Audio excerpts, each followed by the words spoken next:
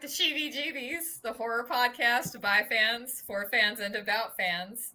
And I had to start recording now because we were getting the giggles back in the green room. So it's like, let's just get right into this movie. So I've got Stone Gasman live from New York with me again. And we've also got Griffin returning back from the Leopard Man. So this is going to be a nice little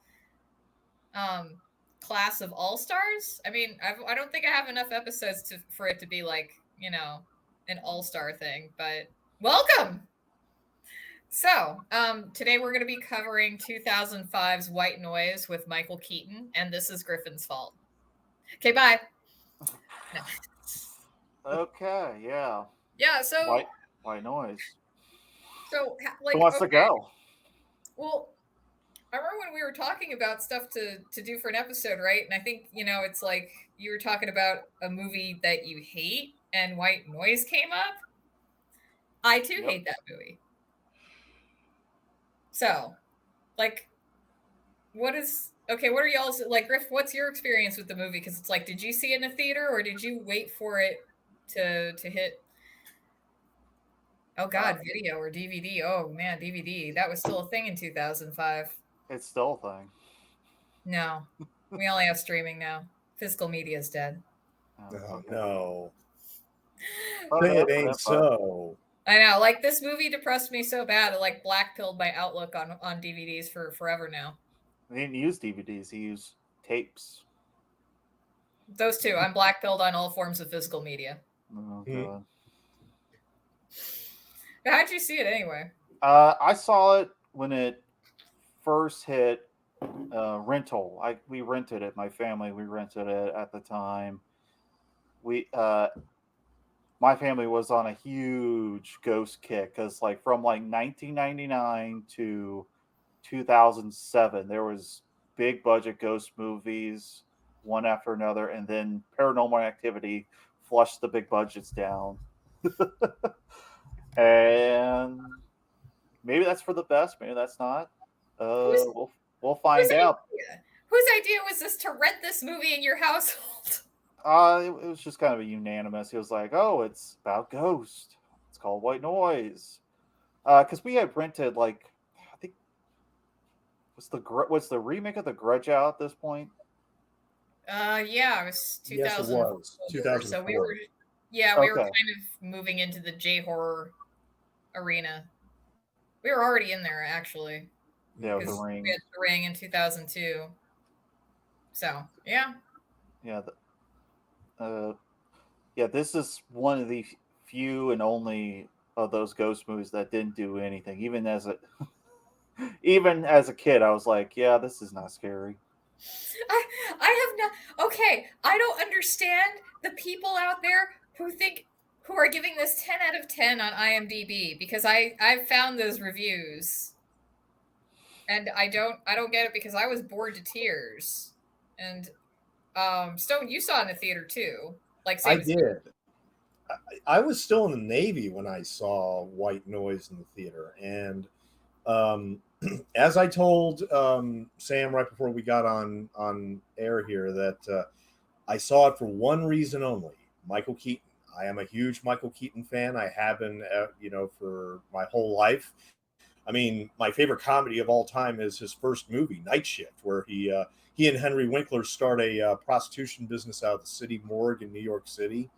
It's an absolutely genius comedy. But, everything from, Clean and Sober to Mr. Mom to Batman to, all the way up to 97 when he did Jackie Brown. Then he dropped off a cliff. Frost. With Jack Frost. Exactly. Jack Frost. With the most atrocious CGI. And I told Sam, and I'm sure Griffin may agree with us, Jack Frost may be the only film in his entire filmography that's worse than White Noise. Would you say that, Griffin? Yeah. You'd rather watch White Noise than Jack Frost. Yeah, at least White Noise at least has an interesting premise. Jack Frost is just full of jack shit. So it's horrible. But I saw it just for schmaltz overload. He sleepwalks through this movie, and I don't I never got the movie on physical media, but apparently I read on IMDb that he did do a commentary. Michael Keaton did a commentary for White Noise with the director Jeffrey Sachs, Who could you? who What did could a lot of you possibly have television to stuff talk like about? that. What's up? What could they possibly have to talk about? Michael Keaton actually apologizes to Jeffrey Sachs for phoning it in several times. He actually does that. It's not just him; it's the whole movie phoning it in. Keaton's heart. Bless Michael Keaton's heart. Okay, but he deserved a lot more in this period in his career. But luckily, he's bounced back. With Birdman, Spotlight, The Founder of McDonald's, which is a brilliant movie. Everybody should see that. And of course, back in the Batman boots with the Flash, and now he's shooting Beetlejuice 2. So Michael Keaton is now 71 years old. But White Noise may be his worst movie next to Jack Frost. I can't think of any of them that are worse than this, and I've seen them all. Yeah, I haven't seen Jack Frost because I'd already seen the horror movie Jack Frost. And then you're telling me there's another Jack Frost about a snowman who comes to life and Michael Keaton's in it? Which one's the scarier movie? No, seriously. I don't know, but I feel like Jack Frost, because it has bright colors and like a snowman moving around, would keep my attention better than White Noise. But it's like I also just didn't want to see another movie about a snowman called Jack Frost because I already saw somebody get raped with a carrot in the first one. Mm-hmm. And now Michael Keaton's over here? No, I'm not taking my chances. Fuck that. Here's the thing. I can actually kind of understand why White Noise did well. Because remember, this is a $10 million production. It made $91 million. This is the movie that kicked off the whole January, fuck you, it's January type of releases where they just dump their garbage. So now, since White Noise, we have a horror movie released in January that makes money. Fuck White Noise. I'm even more upset now. It all started because of White Noise. And look, I've watched my fair share of videos about EVPs and so-called shadow beings, that come and sit on your chest when you're sleeping at night, stuff like that. I don't know if I believe all this stuff. I don't know if I believe the White Noise stuff, but the way they did in the movie was just so dull. Nothing happened. There was nothing exciting. In the entire script, I mean, Keaton is basically reacting to a computer screen. Yeah, a lot of frown. A lot of he just looks around, he walks around, he doesn't do anything in this movie. Hey, he bangs a table a couple times. God, but yeah, it's like no, he's dead. Michael Keaton is dead in this movie. No. Actually, that would have been a fun twist ending. That would have made it make sense because no wonder he's walking around aimlessly. He's been dead this whole time. He's been dead this whole time. Same with the audience. Weird. I think the only positive thing I can say about this movie is that there were a couple supporting actors I enjoyed. Like, I did like the blind woman that started to, hey, you're meddling with this stuff, whatever. Mm-hmm. There were a couple of tiny little bits and pieces, like when Michael Keaton's about to cry. Now, it didn't affect me at all, but, like the guy behind him, he almost puts his hand on him. He doesn't. He pulls back. And I thought, okay, that's a nice, tiny little moment. The movie is a snooze. It's a snooze from beginning to end. There's nothing I can say about it that it's one of the worst horror movies I've ever seen, and it's a complete waste of Michael Keaton's talents, let alone anybody else who worked on it. Yeah, but I think that some people like the movie because they find this stuff spooky. They actually think this stuff is real, or they actually take it very seriously. I don't take The Exorcist seriously, and I didn't find it all that scary. Yeah. I don't know how people can take this White Noise stuff seriously. I mean, maybe it's for the people that would always fall asleep with the TV on and eventually would turn to static, and they'd wait, and that's been interrupting their sleep patterns for so long they think it's scary. Poltergeist. Oh Yeah, yeah, that too. yeah, that's the obvious pick. Yeah. Yeah. So that, Yeah, and it's like I'm a skeptic that wants to believe, so I'll keep an open mind. But yeah, Yeah, exactly. the EVP stuff though, you're hearing what you want to hear out of You're that. seeing what you want to see.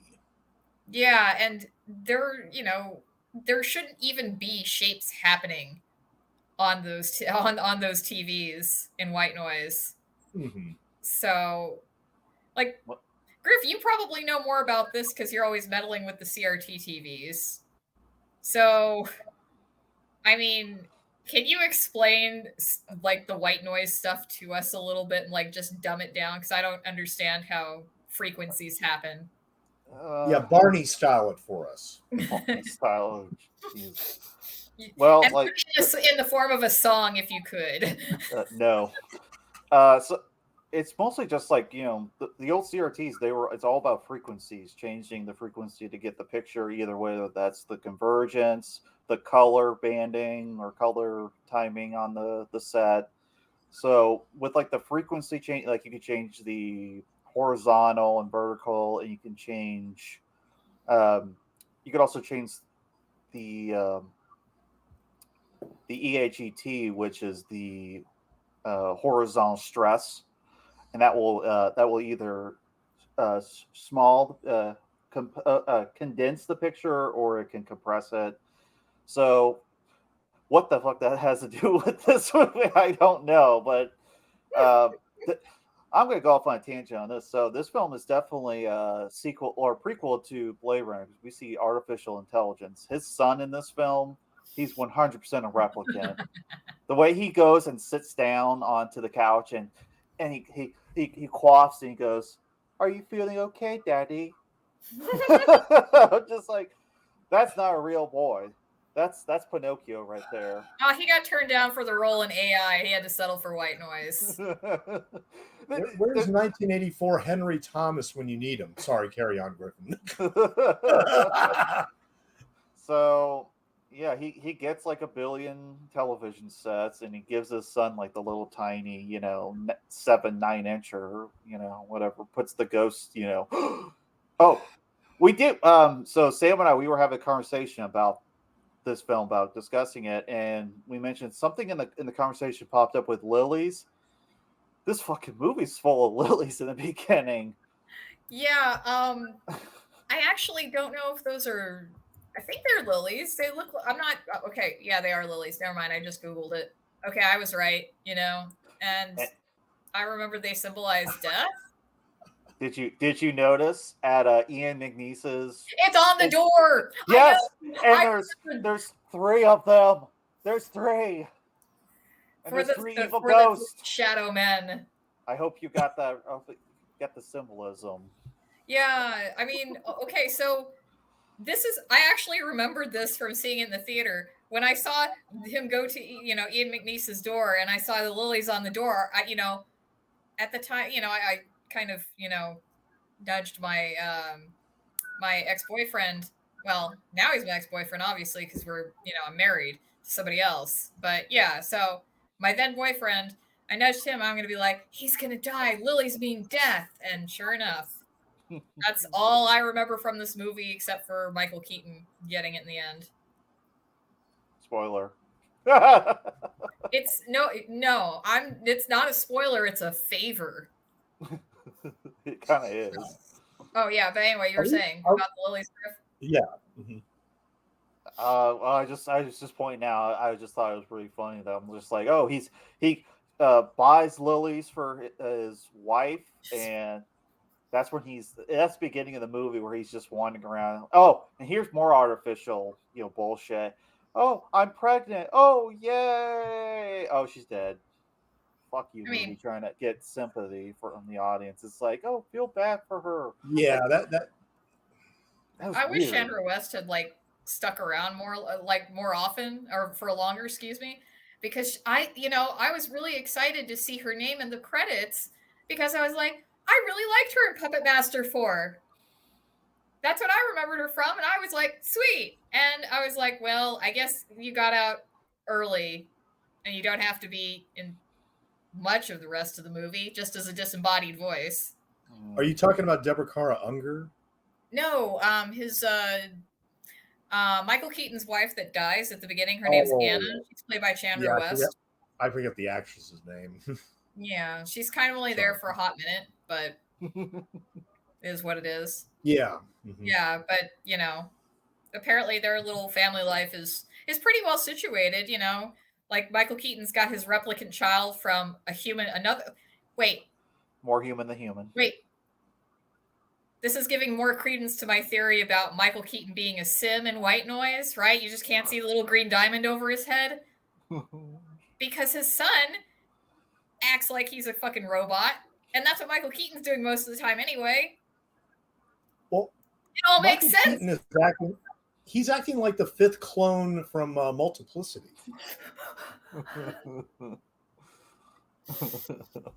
Oh my God. Oh, God. Yeah, I just solved it right there. There you go. It's literally what it is. He is so checked out, and it's frustrating to see. He could have done something here, I think. Yeah. So, yeah, but he plays a guy named Jonathan Rivers. I'd rather say like John, because I don't want to have to keep saying Michael Keaton. It's gonna just exhaust me. Yeah. Jonathan Rivers, living by the river. Wife dies by the river. Oh my God! What a terrible surname to have after your fucking wife gets into this accident, and then falls and drowns into the river. Why did we decide to name our characters? Give them the last name of Rivers. We got lazy. I guess so. Yeah. So. But yeah, so, and he's, John's on, Michael, I'm just going to go back to saying Michael Keaton. I'm so sorry. Okay. To do it. But Michael Keaton's on good terms with his ex. And, they trade off with who's taking care of the kid, who's taking them where, right? And the ex seems cool with the new wife. And then the new wife is, as you mentioned, hooray, I'm pregnant. And then, oh, nope. Gets into a car accident and drowns in the river, and they don't find her body for 3 weeks? Something like that. It takes a long time. Yeah. This movie is long at 98 minutes. It feels so long at 98 minutes. It's unbelievable. This is a 2-hour feeling movie. Yeah. Yeah. And I was yelling. I wasn't yelling at the screen, but I was hoping is something ever going to happen? Is he going to go into UHF and we're going to see Weird Al Yankovic through the White Noise? I mean, can we get something here?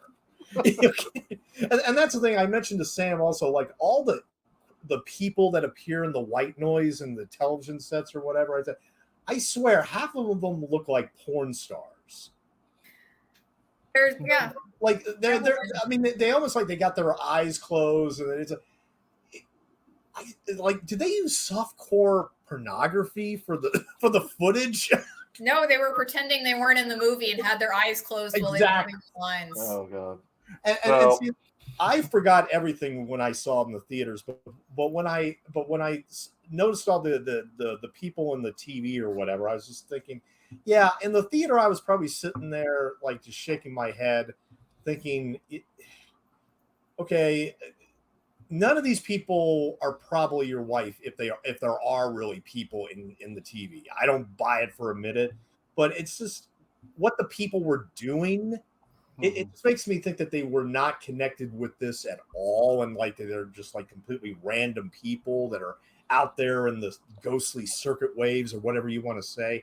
I did not buy any of it. It was all, nothing happened, which is my biggest complaint of all. There wasn't a damn thing that happened in the whole movie. It was just a total flatline. Yeah. Well, and I'm sorry, Griff, did you want to say something? Yeah. Well, yeah. I wanted to get on to Ian McNeice because he's kind of the catalyst for this whole film, really. Yeah, he's good. Yeah. But why is he creeping and sitting in his truck? And he sits in front of his office at a I was bench. wondering, is he going to apologize for that? Yeah. No, he just stares at him Yeah, he just comes out. Yeah, he just comes out all he's weird. creepy as hell. It's There are other What- ways you could have contacted him, dude. I know. just- Like you could have like met him at like a grief council, you know, a la Hereditary or something, but instead of just Mhm. creeping on him and then giving like a Yeah. bug-eyed look of, "Oh, you looking at me," and then we're doing the. I swear, you know what movie this really reminded me of? It was The Astronaut's Wife, because we have that scene where they when they first meet, the camera starts twirling around. I'm just like, oh god, I'm having flashbacks of The Astronaut's Wife. Or Was that Charlize Theron? yeah, Charlize Theron and Noted what's- rapist Johnny Depp. no, I'm trying to think. Who's the actor? He was in Terminator 2 and Speed. Robert Patrick. No. The guy who's Keanu creating. Reeves? No. No, the guy who's creating the Skynet. He's creating the code. Like he's trying to. Joe Morton. Yes. Okay. Morton. Yeah. Yeah. I was Joe getting Morton, flashbacks right? of- Joe Morton? Yeah. Yeah. That's it. I Oh, was getting kind of Pussycat. flashback. Oh god. Yes. Time for the cameo by the mascot. cat. Yes. Oh. Yeah. This is No, just and- cat cam. no animals in this movie either. Yeah. They were No probably cat- replicants. No cat scare. I know. It seems like a movie that would have something like that, right? I know. It's But it's you a know, it's too high-minded for that bullshit. dude, you know what? If Ian McNeice had never shown up, none of this movie would have occurred. No. That's the None of only it. thing None that of it would have happens. hurt whatsoever. Yeah. And it's not even anything like, it's not even anything clever like, going to like a grief support group. It's literally, hey, so I've been getting messages from your wife. She's dead, but let me show you how this all works. Before the police report it. This is before. So it's like Michael Keaton should be like, that motherfucker probably killed my wife. But no, he's just kind of like, okay, oh, whatever. But we do find out later in the film that Ian McNeice has been going to lots of people, trying to speak with them, because we find out from the husband of the deceased mother in the car wreck. The only emotion in the whole damn movie is a character saying, "Stay the fuck away from me." That's the only emotion we get in this whole movie. Pretty Mhm. much. Yeah. So that I woke up for that. I'm like, oh shit, damn, that was the only scary part of the movie. But so Ian McNeice is just creeping on everybody. So he's just a weirdo. And what? So is it implying that he's opened a gateway for the evil spirits? I don't think And how is deleting the file gonna delete the ghost?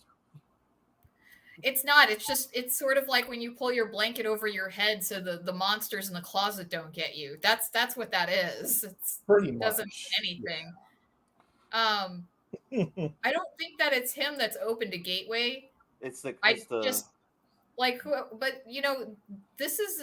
I wouldn't even call this a gateway. This is more like those double doors, the swinging double doors in the old Western saloons. Anybody can get right past them. But we get a shot of after Michael Keaton has left his place towards the end of the movie. We see the TV screen and the ghosts. They show up and they start walking through his glazed glass wall. How? So that kind of insinuates that they're coming from the computer. So I think it would have been better if they would have tied it in with like spoiler alert, there's a serial killer in this movie. And we see that he has the exact same kind of setup as Ian McNeice and Michael Keaton after he meets Ian McNeice. So is it like he kind of summoned them? Is he giving them is it their belief or something that's giving these ghosts it would just be kind of more interesting if this guy had someone who died and Ian McNeice had come to him and he kind of created a killer or something to latch onto. You just wrote a much better movie than was made. Thank you. That actually kind of salvaged this movie a little bit, because if I ever have to watch it again, I can just pretend that's the ending. Yeah. Headcanon. Damn. Yeah, I know. Headcanon way better than regular canon. But I think when I was watching this, I was trying to make a better movie in my head, and with the Deborah Carr Unger, of course, her fucking name is Sarah Tate. I wonder Yeah. what that's alluding to. Real, real subtle No. filmmakers. Okay, so I think it would have been better if Ian McNeice was trying to hook those two up. You could have made a supernatural drama. it's just a really long meet cute that's kind of weird and doesn't make any sense. I know like what he's Too trying to soon. Too soon. console. Yeah, I know.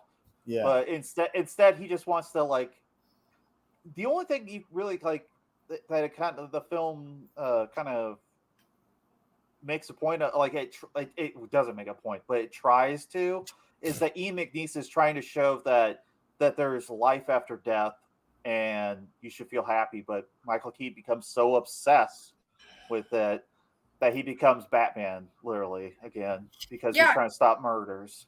Also, he's he's wearing he's wearing a lot of turtlenecks because he's an architect, and it's just kind of making me think about Batman Returns, right? This is kind of like this weird, Surrounded by the screens. right? This would be kind of like alternate universe Bruce Wayne story hunting ghosts. Because that's all he does is he sits in front of his little screens He just and looks listen and at records computer static. screens for half the movie. Yeah. Yeah, I know. It's just I think the biggest issue for me was, but like, why this movie's so boring. It's watching Michael Keaton walk around having an internal monologue, but you don't hear any of the internal monologue. No. There's like 5 minute stretches where it's just him. He's flipping tapes. And the most interesting thing is we see the internals of the VHS player and the tapes. That's it. Yeah. That's the most interesting part of this damn movie. I'm surprised Sony didn't release this movie because they could have, they could have killed it with the product placement with all their electronics and everything. I They could have know. made a killing on that. I mean, They could have. I thought this was a Sony. I could have sworn. I thought like, for a minute, no. It was distributed by Universal, but yeah, but they didn't release the sequel, which I guess we'll talk about soon. But keep going. yeah. It was just kind of. I thought it was Sony in the back of my mind. I'm like, because like the Grudge remake was. Yeah, That was Ghost Pictures. Was that Ghost? Like I don't. Let me see. Okay. Anywho, I thought this was kind of the similar vein. But yeah. Stone, did you ever see the movie Three Women? The Robert Altman. yeah, I never saw the one with Shelley Duvall. yeah, and I have seen it. I loved it. I kept, like we kept paying to those shots of, like the water, of his like. Yes. I'm just like, it's like, man, give me some weird Robert Altman characters quirkiness. Yeah. Like bring his parents in because that's what they did in Three Women. Now I'm comparing this to Three fucking women. Jesus. Yeah. Anywho, I want hippie Shelley Duvall to come back. Okay. Yes. I want my hippie Shelley Duvall to come back. She could Or at least give me Bo Derek from 10, Something, anything. Something. It's funny. The only other movie I've seen Deborah Carr Unger in, at least the one I can think of off the top of my head, is The Game with Michael Douglas. I haven't seen her do a lot of other movies. She was in around the same time the Silent Hill movie. Oh, okay. Wait, who is that? I'm sorry. It was Sarah Tate. Oh, okay. I didn't realize she was in that. That's my bad. Yeah. Oh no, you're right. She is in that. Now I'm remembering it. Okay. So I was watching this. I kept thinking they could have went like because like they're kind of trying to go with like, oh, he's gonna try to save people, but he keeps fucking up because he's wearing like his stupid dress shoes. Like he's running down like a wet soaked street with his dress shoes. I'm like, how are you not slipping? Also, you're gonna get blisters. Those are your nice shoes. Yeah. But do either of you have any positive things to say about this whatsoever? Like, can you find a half positive? The locations look good. Yeah. That's it. That's all I can. That's all I can string for. I There's guess. there's a hint of a story here, but they don't really connect the dots, I guess, because Yeah. there's a big Nothing disconnect. connects. When we're doing stuff with ghost hunting or anything supernatural or parapsychology, it helps if it's based in a little bit of science. Or if you can't do that, you make up the science and try to make it come off like it's legit, right? That makes it more believable. Also, Like when they. Oh, sorry. Go ahead. no, go ahead. Okay. Well, like when they bring in the paranormal investigators in Poltergeist. Yeah. Yeah. Yeah. Something more characters. They got to be More. interactive. Yes, it's something more. So nobody. Keaton doesn't really interact with a lot of people in this movie. No. Like even when he is interacting, he's usually his focus is totally off those characters. Like he's constantly like asking, like Deborah Carr Unker, he just asked her for like, can you look up this name? Can you do this? Like he's total just and then he's a deadbeat dad, just having his son sit there and watch, like never interacts with his son. Like it's so hollow. Like, and the son, does that weird, sits right on the couch. Are you feeling okay, Daddy? It's like, and he's just kind of like, yeah, I think so. I think so.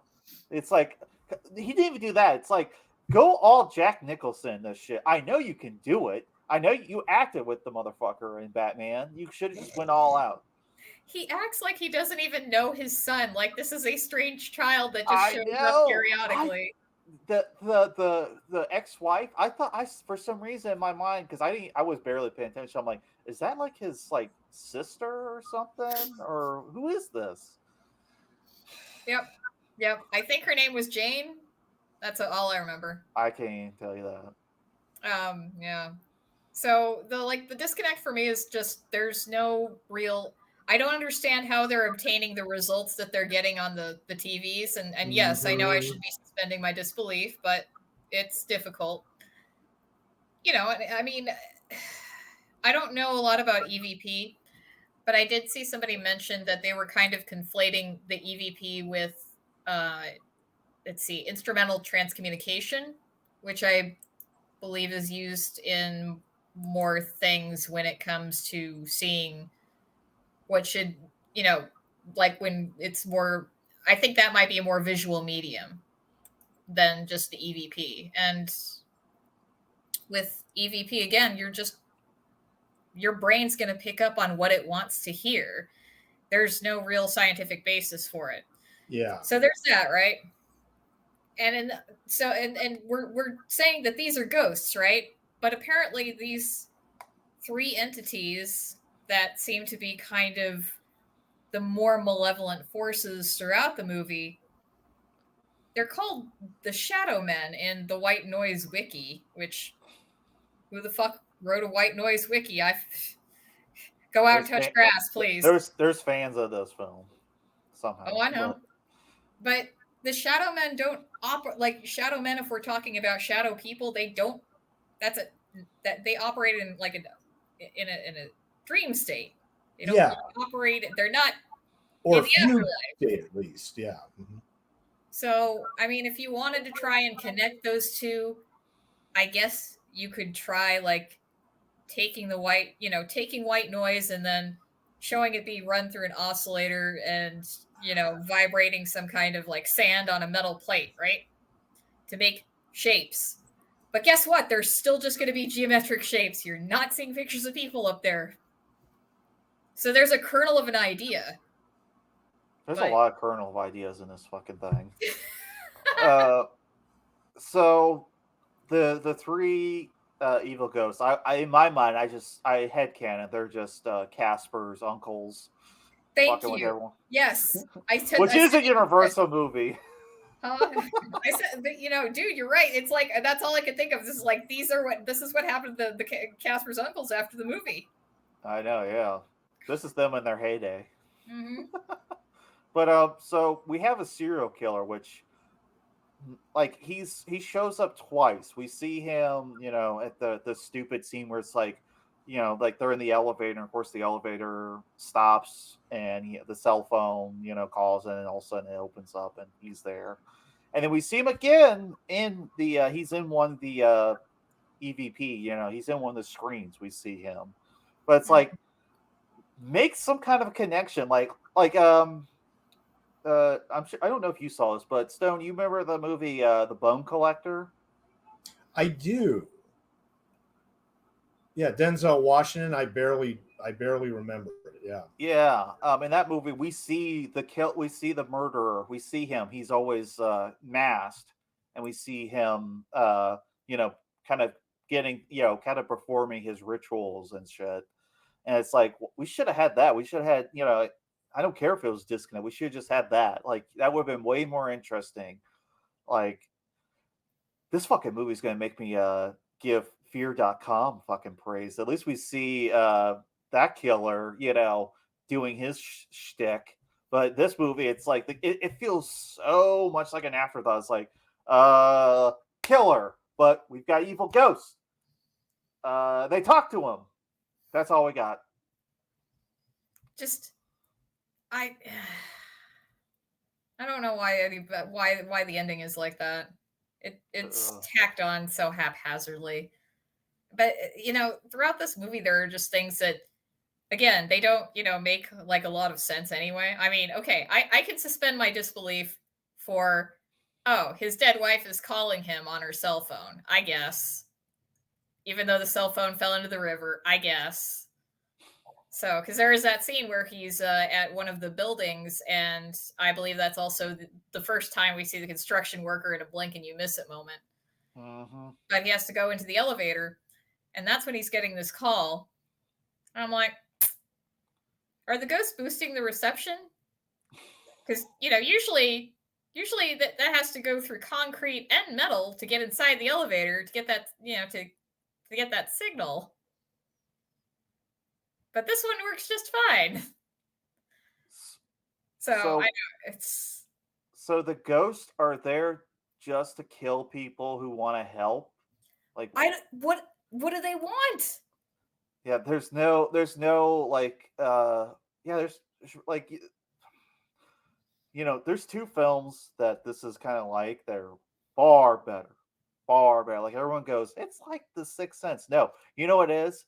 It's a shit version of Stir of Echoes and Frequency. Two far superior films that handle similar kind of material of characters either with both of them communicating, but with Stir of Echoes we actually get the whole like he gets put under by a psychic, and that kind of awakens like his mind is he's able to his mind's able to get more frequencies, so he's able to communicate with the ghost and stuff and his son.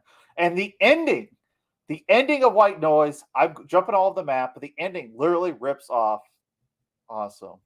It rips off Stir of Echoes. The ending with the boy in the car and he's hearing his dad.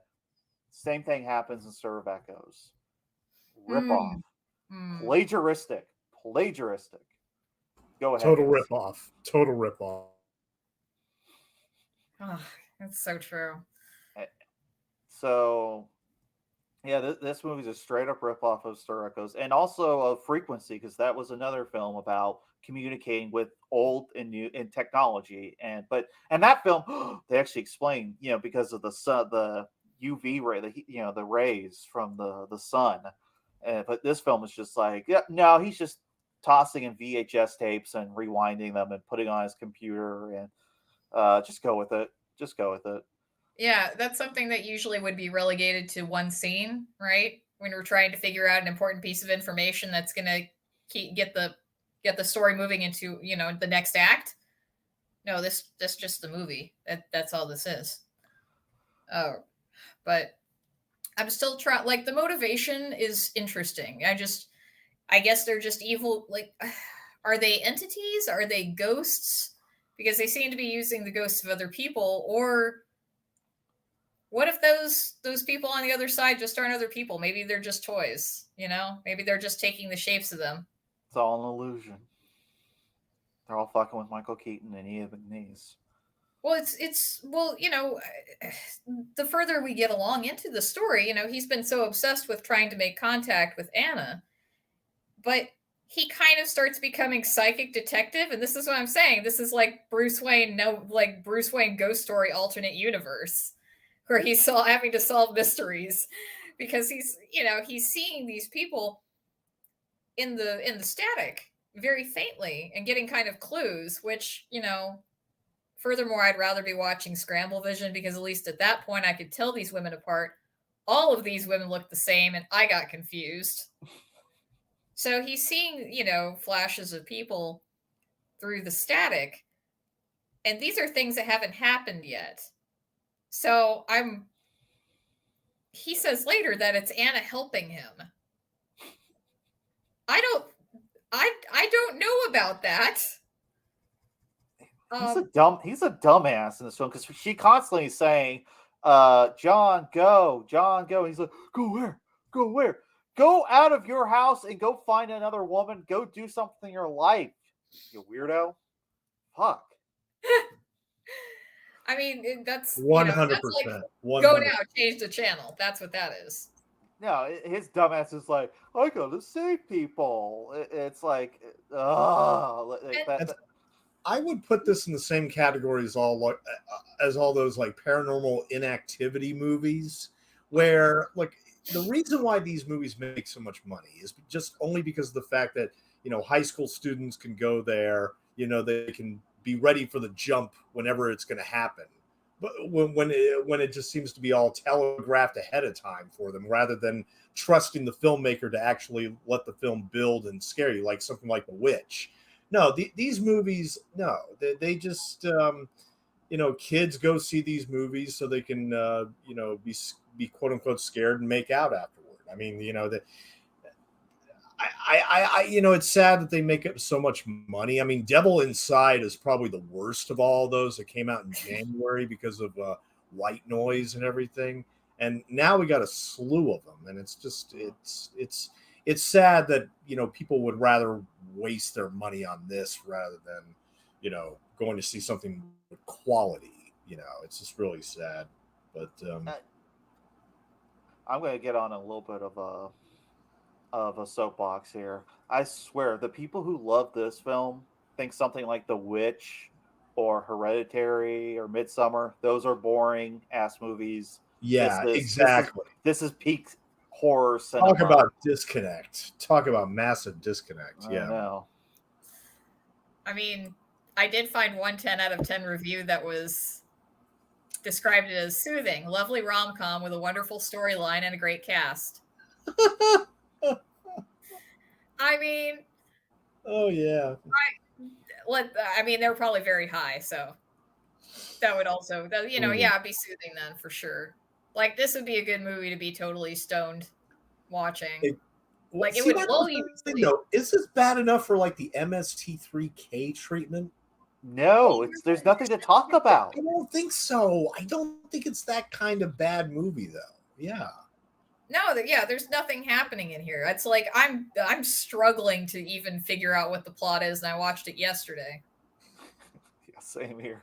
Yeah, and I mean, like, although, you know what, you know, because I know that I had to reschedule because my insomnia was fucking bad yesterday. Yeah. Like yesterday, why did you watch this then? It was because of White Noise. No, because of White Noise. I watched it because I was having insomnia, and I woke up at 1 a.m, and I'm usually up at like 4:30 at the earliest. And my insomnia was so bad, even White Noise didn't help. Now, not actual White Noise, but this goddamn movie.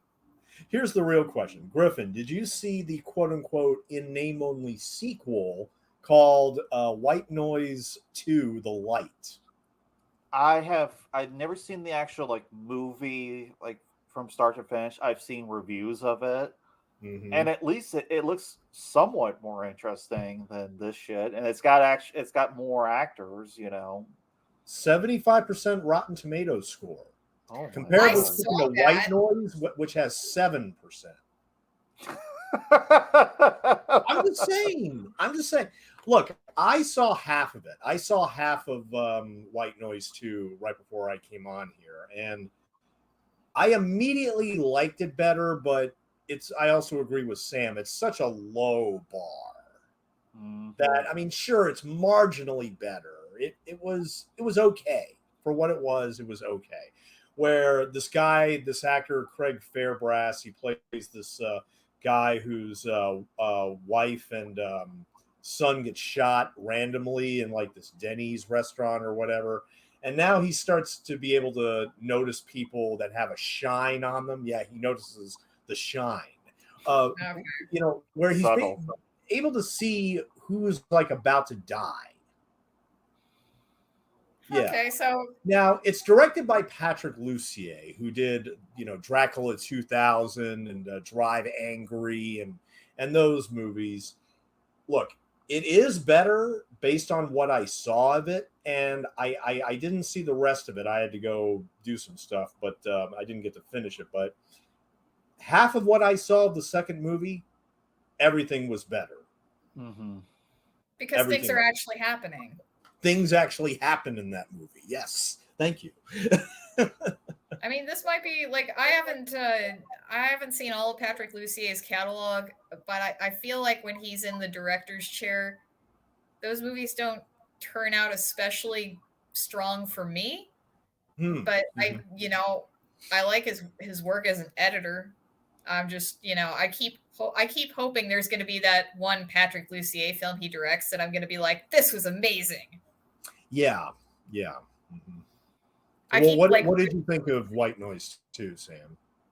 Oh, I did not watch it. I have not seen it yet. Oh, okay. But it might be, if things are actually happening, that might be a movie that changes my mind about him. So sorry, folks, we are worn down by this piece of shit. Yeah, it's a case of I'm not mad, I'm just disappointed. The movie. Yeah. So, and it's just really odd how it kind of swings from I guess a ghost story with EVP and a story about grief and how Michael Keaton, the people around him are suffering because he can't move past his grief, which I guess we can compare it to Talk to Me, which is too much praise for this. Oh God. Well, it's a trope. This movie doesn't care about grief. It doesn't care about it's window. The fucking grief is window dressing. Well, his kid's a robot. It's not gonna matter. It's fine. Just hit the factory reset. And... This thing should have just went hard. Because another thing this movie's ripping off is the Dead Zone. Should have just went full bore. Yes. Him and the cop team up, and they're trying to stop murders. And at the end of the movie, it's like they find the murderer, they find the killer, and they kill him. But there's like the ghost are back there. They're like, we're gonna find our next one, or some bullshit, comic book bullshit, or something. I don't know. This movie gives nothing. It gives nothing. It just reminds you of better movies. I know that. Yeah, I keep going to other. I keep trying to pull from something because there's nothing to latch onto in this film. Yeah, I know why you're going to other movies. It's because you're drowning and you need a life preserver. That's why. I know. It's just I don't understand the thing with the psychic shit. Where now, why is it that he knows things that are happening in the future? Did Ian McNeice not be able to see things in the future? Did he not have I thought his son died and it died as well. Oh God, that picture of him and his son was hilarious. Oh God, yeah. The CG photo of Ian McNeice and his son, like they're so waxy looking. It's like, oh God, that was a total CG machination. All the children in this movie are fake. I know, yeah. Also, there are a lot of funerals in this movie because there are 4 funerals and 3 are on screen, and it's an hour and a half. Something like that, yeah. Also, it feels like 4 funerals and no wedding. Hey, there you go. So, the one, there's only like three, you know, exciting moments. So there's the scene where Deborah Carr Unger decides, because he sees a vision of her, she hears it, and their choice is, let's go into your giant house, you know, your apartment, and I'm just going to give you a bunch of sleeping aids and just go lay in the bed. And she's like, what if I don't make it through the night? And then, I'm so mad at this scene. Sorry. This seems so stupid. Go ahead. I have. No, it's like, okay, so he's watching her sleep. He wakes up in the middle of the night, goes to take a couple of Advil in the bathroom. He comes back. This bitch is on the fucking balcony, and she's like, "Oh!" It falls right off. And she survives. Yes. Damn. Oh my god. Good calcium. Because we see her drinking that tea, and it's just no. She says it's tea. That thing was just nothing. That was a milkshake, baby. She was drinking. That's all protein powder. That was a straight up protein powder. And we forgot to mention, she owns a bookstore, which they're always kind of up in the kind of loft area. And I could definitely tell like that the filmmakers are like, this is going to be like a Hitchcock film. I'm like, no, fuck off. You're not being no Hitchcock. Oh, you're not, with them trying to trying to research information, or you're not even in The Howling. You guys are pieces of shit. Joe Dante could have directed this movie on White Noise. Anywho, I'm struggling. And then the other one is the car wreck, which, so the ghost can possess Deborah Carr Unger to jump off, and then they can cause a car wreck. I don't know if they possessed her. I think she's just like, I think she just did that herself. I'll be honest. And it's weird because later on, when she sees Michael Keaton getting attacked by the three uncles of Casper, what the hell was that? Is that transferring? Like now she is psychic. What are we supposed to get from that movie? I think it's implied that she is like somewhat psychic. Knock on the head, but she's not very useful. No, her psychic abilities are not very good, especially when Ian McNeice gets waxed by the evil ghosts, right? Michael Keaton finds his ass, and he still keeps messing with the EVP. And the cops don't question him whatsoever. They're just not one question. That is such a useless scene. It doesn't come up again at all. And I was just thinking, why did we even film this? Could we have not saved on the budget here? Yeah, and the police officer shows up at his flat, and he just looks at the screen. He just sees the cleverness. The keep out is just the and the cop knows immediately where to go. Magic, I guess. I know, like it's oh god. I don't know if this is a big city or a small city, because everybody seems to be into EVP here. I know, but the thing is, like, so he sees like all of his shit destroyed, and he sees the ghost. Like we get camera of him going, "Oh, is there ghosts?" He has no reaction. He looks, but it's like he should like. There should be a moment like Stone said, the when he goes to the blind woman. That's the only part of the movie where someone's just like, "You're crazy, don't do what you're doing," and he's just like meddling. You're meddling. he just gets defined. He's just like, "Yeah, I want to," It's like he's going like it's implied he's going weeks, months of just looking at this shit, and yet he gets like just kernels. Yeah, he's still going back. He keeps going back into well. Like if he kept getting like a new message from his wife or whatever, no, he doesn't. He just keeps looking and switching tapes, and he's getting pissed off and hitting his table. That's all we get from this dumbass movie. That's boring, like the most realistic part of it, is that you don't see jack shit in I feel like this movie's in real time. From when his wife dies to when he dies. It's an hour and a half between. Oh. Lord. Yeah. This movie is such a waste of celluloid. Like, Yeah, I mean, there are like plenty of YouTube channels out there where you can like, hear about EVPs and shadow people and the Men in Black or whatever, different mysteries. You can get most other YouTube channels, you can probably get some entertainment and intelligence from those way more than White Noise. White Noise is a dearth of terror. It's a dearth of drama. It's a dearth of everything, of a point, of any kind of reason to exist, other than the fact that Michael Keaton needed a paycheck. This is one of the few films I've ever watched. I know a lot of people are putting at, like, well, why can't be films just not have a message, or why do films have to they throw in like a message? It's like, well, then there's something to discuss. I think that's why the reason this fucking movie is so popular is because this movie has no message. The message is possibly you're a dumbass if you listen to EVP and you're gonna die. This movie is popular? Yes. What the fuck are you talking about? I mean, it's been around. Good IMDb. It says a 5.5 I don't think rating. people talk about it anymore, though. I mean, yeah, it did well in theaters, but I don't think people talk about it now. I guarantee you, you walk up to like some like person who's like almost 50, and they're like, "That was a good film." Probably. Boomers. I love that Batman. Oh god, I don't know.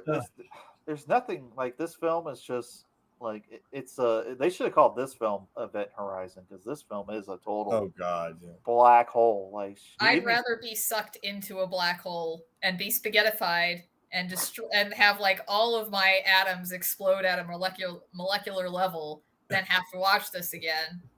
Man, I'd rather just watch real static on a TV screen all night being strapped to a chair than watch White Noise again. Hell yeah. I concur. Yeah, so I guess to kind of wrap up the ending, so Michael Keaton's been going on his cute little quests and, trying to communicate with people and say, hey, I know this dead person or whatever. In the case of like Susie Tomlinson, with like her grandmother had apparently like he'd been getting messages from her grandmother for a while, but her grandmother had died only like a couple days ago by the time he saw her. Mm-hmm. And I spent so much of this movie screaming to myself, who the fuck is Susie Tomlinson? Because it kept coming up. But, B, this is my complaint with a lot of ghost movies. I don't care how full of ghosts you are, you shouldn't be able to affect the time stream. And I know I have to make some exceptions for the Grudge, for Ju-on, the original Grudge, but that's fine. It's fine. Well, now that I just had that nice little rage quit moment, I forgot what I was saying. Anyway, yeah, he's going on his little fun psychic adventures, and then he's like, oh, Anna's telling me where to go, and I can help people this way. And so he goes to help this woman that he sees there who's been abducted by the construction worker, who's the evil EVP guy. And he's got like the table full of instruments set up in this warehouse near the pier where they found his wife's body. And he killed his wife too. And I'm just, just because the three ghostly uncles told him to do it. That's it. That's what we're doing. And of course, because Michael Keaton gets killed by the three ghostly uncles, and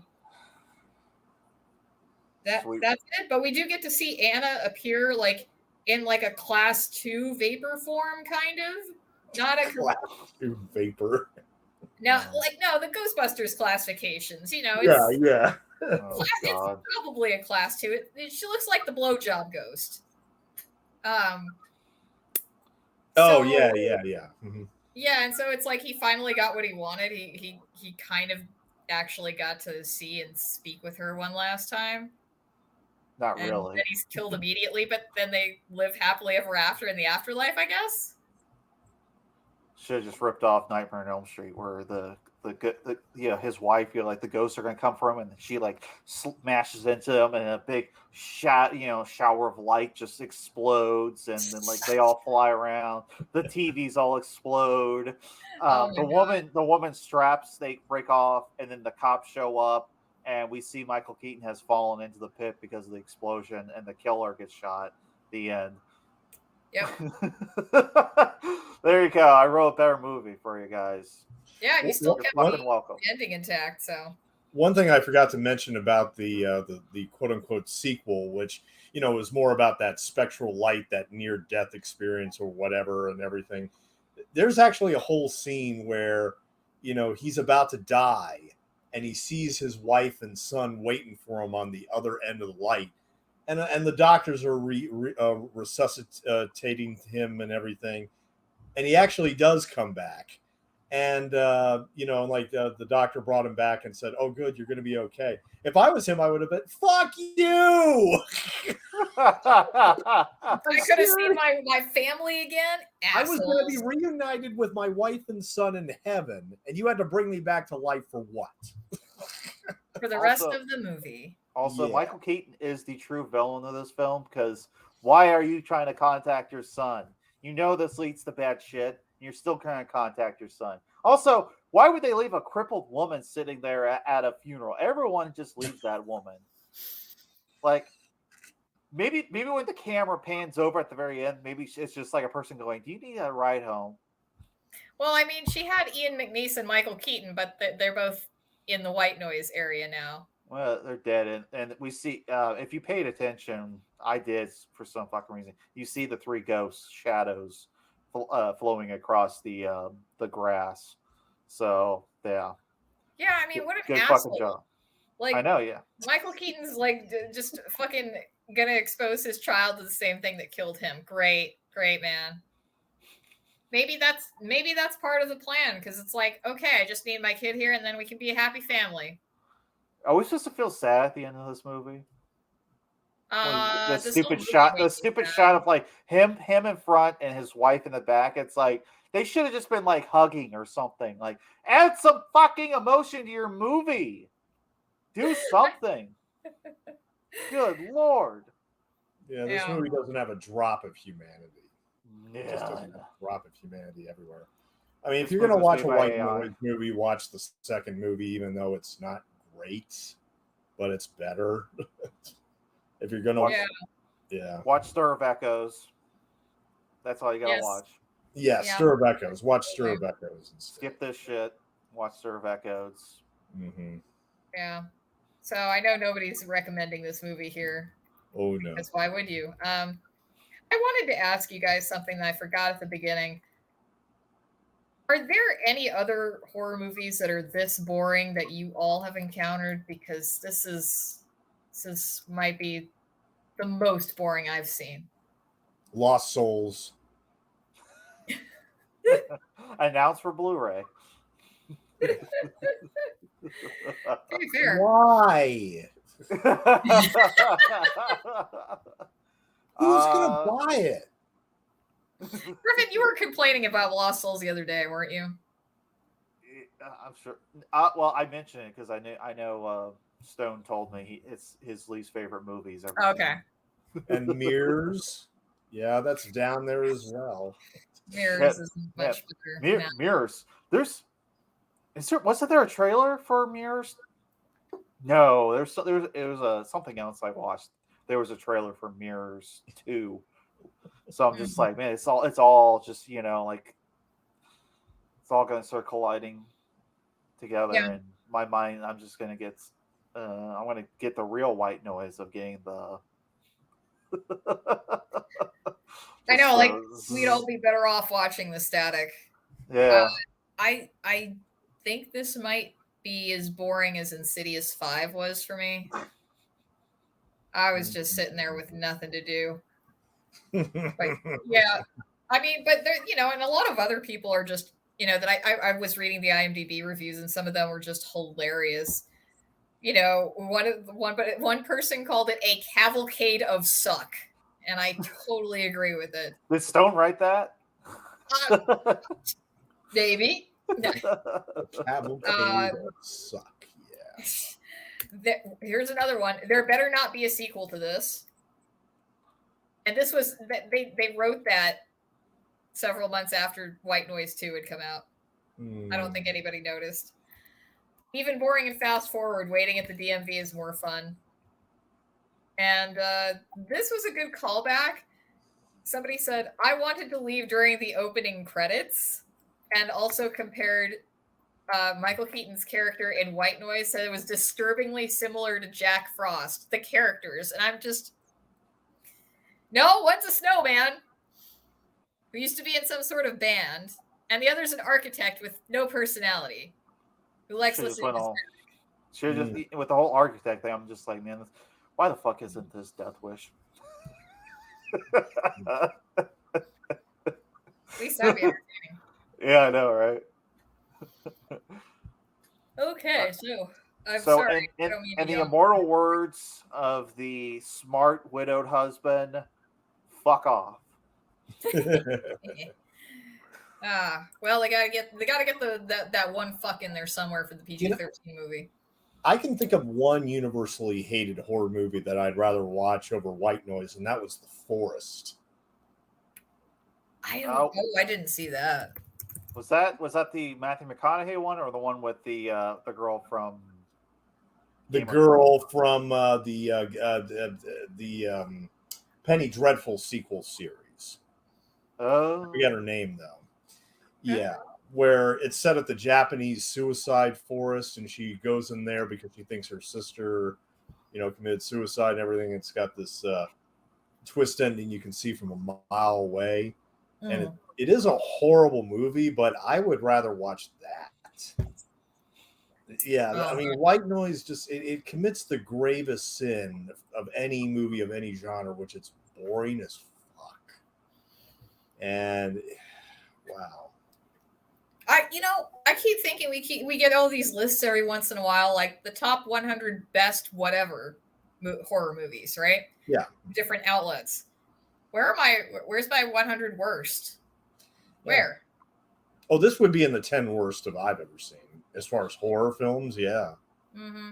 This is definitely one of the absolute rock bottom worst I've seen, and it's just when Michael Keaton can't save it, that's it. Yeah, this is a depressive episode. But I'm glad we got to hate on it because it deserves all the hate it gets.